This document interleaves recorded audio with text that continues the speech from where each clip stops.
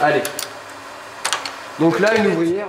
Les enfants que je vous parlais tout à l'heure, qui allaient chercher les canettes vides sur les tubes des métiers à tisser, ils venaient les chercher dans le petit bac là, ils les mettaient dans leur petit, machin, hop, ils les emmenaient, ils ramenaient leur panier plein, puis très rapidement, hein, ils n'en prenaient pas qu'une dans les mains bien évidemment, ils les mettaient là, hop, ils débobinaient un petit peu, hop, et sur le côté.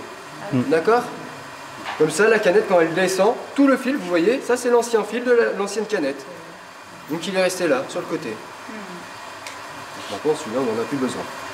Donc, imaginez quand même que ça reste quand même assez dangereux pour un enfant.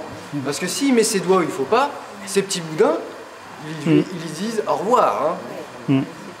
Les enfants, il avait 14 ans, c'est pour ça. Oui, entre 14 et 16 ans.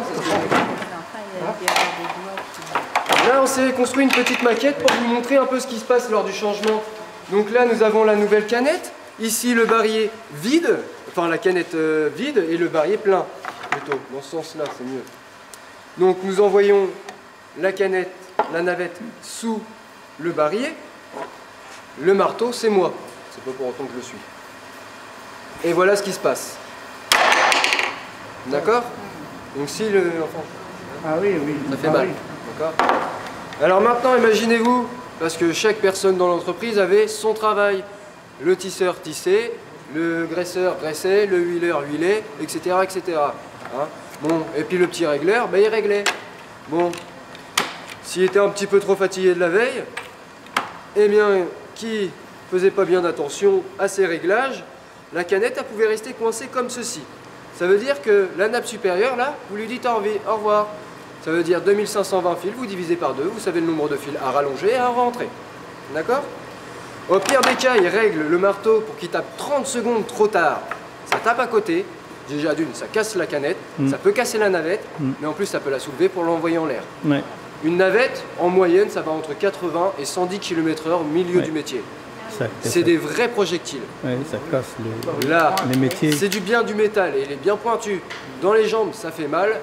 En pleine tête, c'est réunion entre 6 planches. Hein? Donc ça reste des métiers extrêmement dangereux où il faut vraiment faire attention. Hein? Je vous dirais qu'à l'heure d'aujourd'hui, si on devait faire une production avec des métiers à navette, le code du travail ne serait pas très d'accord. Hein? Et même non plus la sécurité. Hein? Donc c'est toujours à travailler très prudemment. Et il ne faut pas laisser traîner sa blouse nulle part. Non. Et si on a des cheveux longs non plus. Hein? Il faut vraiment faire très attention avec ces métiers. On a complètement changé de système. Nous avons ce qu'on appelle des aiguilles. Alors, c'est des métiers qui s'appellent MAV, machine à aiguille volante. C'est un métier qui date de 1976. Ce métier est équipé de 2 aiguilles, comme vous pouvez voir. Une aiguille d'entrée et une aiguille de sortie. Ces 2 aiguilles sont positionnées de chaque extrémité du métier, comme ceci. Elles vont avancer toutes les 2 jusqu'au milieu de la machine, se dire bonjour, et puis au revoir. Et voilà comment on tisse à l'heure d'aujourd'hui. D'accord? Donc, il existe des aiguilles rigides, mais comme ce métier-là, aussi des flexibles. C'est mis seulement sur un feuillard qui vient s'enrouler autour d'une roue. Et oui. Alors, de loin, je ne sais pas si vous allez bien voir, mais du moins vous allez pouvoir voir la vitesse, car ici, comparé au métier à navette, on peut monter jusqu'à 25 mètres de tissu à l'heure. Voilà. Allez, on met ça en route. Le carton, lui, va distribuer les couleurs, les 6 couleurs qu'on peut avoir, et les mouvements des cadres aussi. Donc, comme tout à l'heure sur le premier carton que je vous ai montré. Ça reste exactement le même principe.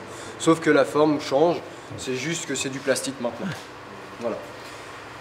Allez, maintenant on va passer à ce métier-là, qui lui va rechanger encore un petit peu, car ça va être une avancée technologique. Ce métier s'appelle le métier Proton, et ce métier Proton, il est équipé d'un ordinateur. Bah, il fallait bien arriver. Hein. Ah oui. Donc là, le carton disparaît, mais il est quand même informatique. Donc on va quand même appeler ça un carton quand même. Hein, c'est le carton informatique. Donc cette informatique va pouvoir me donner jusqu'à 25 cartons enregistrés dans l'ordinateur. Ça veut dire qu'en moins de 30 secondes, je peux changer de carton sans rien toucher. J'ai juste à pianoter. Alors là, c'est pas possible parce que c'est un rentrage bien particulier. Mais par exemple, j'aurais fait du tissage toile traditionnel. Derrière, j'aurais pu vous faire du chevron. J'aurais pu faire tellement de tissus différents, juste avec une chaîne et un rentrage simple. Et vous avez une possibilité énorme qui s'ouvre à vous. Parce que là, le carton, une fois qu'il est enregistré, il est enregistré. Pour revenir, vous pouvez par exemple faire que 10 mètres de ce tissu-là parce qu'on vous l'a demandé, et puis ensuite 30 mètres de l'autre, etc. En plus, ici, facilité pour mettre les chaînes, parce que toute la chaîne est montée sur un bâti à part du métier. Moyennant quoi, j'ai juste à le sortir, et je ramène dans le deuxième bâti, et je change. D'accord? Tout simplement. C'est encore plus rapide. Sur un métier comme les MAV, il va me falloir une journée à 2 jours pour tout remettre en route si je change la chaîne plus le carton. Ici, il me faut à peine une demi-journée. D'accord? Et à peine 30 secondes pour changer le carton. Le plus long, c'est de changer toute la chaîne. Je vais mettre le métier en route, vous allez voir, ça va encore un peu plus vite. Hein. Vous allez pouvoir essayer de nous compter le nombre de carreaux qu'on fait. Et quand je vais l'arrêter, vous allez voir les 2 aiguilles se passer le fil. D'accord? Donc il le fait que 2 fois. Allez, c'est parti.